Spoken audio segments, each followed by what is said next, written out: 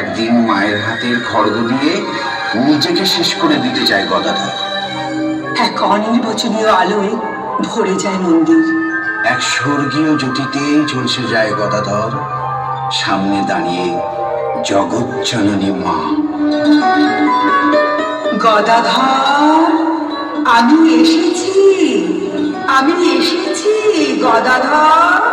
কিন্তু এই তো আমি তোর কাছে এসেছি। মা, মা গো, মা তুই এসেছিস মা ভবতারিণী, তুই এসেছিস, তুই এসেছিস মা, মা তুই এসেছিস মা। সমাধি হয় গদাধরের। দক্ষিণেশ্বরের মন্দিরে শুরু হয় মা ও ছেলের এক অপূর্ব দিব্য লীলা। তোতাপুরীর হাত ধরে গদাধর গেলেন দক্ষিণেশ্বরের পঞ্চবটী বনে। শুরু হলো সাধনা। মা কালী তাকে পরীক্ষা করার জন্য শুরু করলেন নানা রকমের ছলনা। ভূত, প্রেত, ডাকিনী, যোগিনীরা চারপাশে ঘিরে ধরে শুরু করলো উপদ্রব।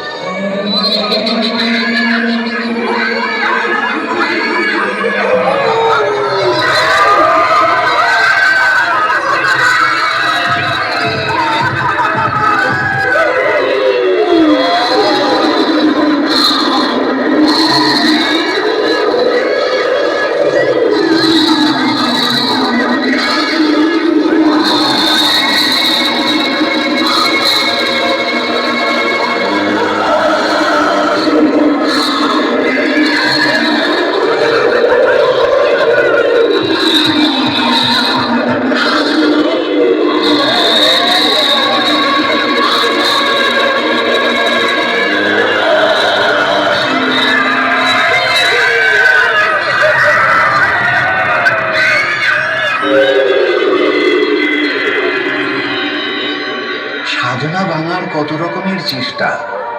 মা ভবতারিণীকে স্মরণ করলেন গদাধর। মা এসে হাত রাখলেন তার পাগল সন্তানের মাথায়।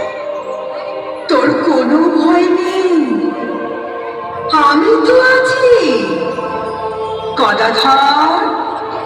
তুই মন দিয়ে সাধনা কর, সিদ্ধি লাভ তোর হবে। মুহূর্তের মধ্যেই ভূত, প্রেত, ডাকিনী, যোগিনী সব উধাও। নিশ্চিন্তে সাধনা শেষ করলেন গদাধর। মহাপুরুষের জীবনে অনেক অদ্ভুত ঘটনা ঘটে, যার কোনো ব্যাখ্যা সাধারণ মানুষ খুঁজে পায় না।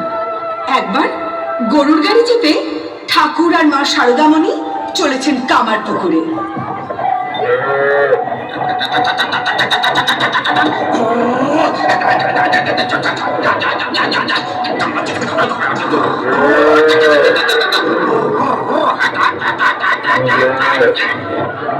গাড়োয়ানের হ্যাঁঠাট শব্দে দুলে দুলে যাচ্ছে গরুর গাড়ি।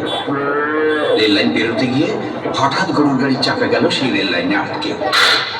চিন্তিত হয়ে পড়লেন মা। ঠিক সেই সময় দূরে শোনা গেল ট্রেনের আওয়াজ।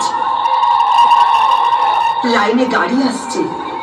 মা শারদা ভয় পেয়ে ঠাকুরকে প্রশ্ন করেন, কি হবে গো, রেলগাড়ি যে এসে পড়লো, গরুটাও যে গাড়ির সঙ্গে লাইনে আটকে পড়েছে। ঠাকুর শুধু হাসছেন। ভয়ের চোটে গাড়োয়ান গাড়ি ফেলে দৌড়চ্ছে আর চিৎকার করছে, ঠাকুর, মাকে নিয়ে গাড়ি থেকে নেমে আসুন। অবিচল ঠাকুর শুধু দুহাত তুলে জয় মা, জয় মা, মা, মা গো ভবতারিণী, তুই কোথায় মা, তুই কোথায় মা? এই তো আমি এখানে। তুই বিপদে পড়েছিস, আমাকে ডাকছিস, আমি কি না এসে পারি? সন্তানের বিপদে মা যেমন দৌড়ে এসে তাকে বাঁচায়, ঠিক সেইভাবে মা কালী হাত দিয়ে ট্রেনটা দাঁড় করিয়ে দিলেন। কয়েকটা মাত্র মুহূর্ত, ট্রেনটা দাঁড়িয়ে গেল। কি অবাক ব্যাপার, চাকা লাইন থেকে আপনিই বেরিয়ে এলো।